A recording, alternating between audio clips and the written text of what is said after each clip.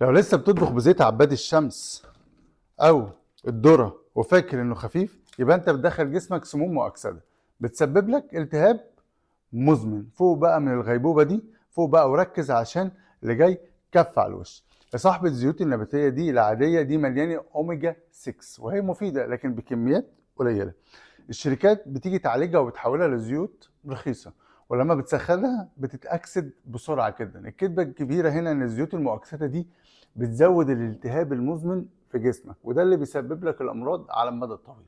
الالتهاب المزمن ده هو عدو الدايت وبيخليك تخزن دهون، يعني بتطبخ اكلك عشان تتخن. بطل تستخدم الزيوت دي في القلي او الطبخ، استخدم السمن الطبيعي او الزبده الطبيعيه او زيت الزيتون.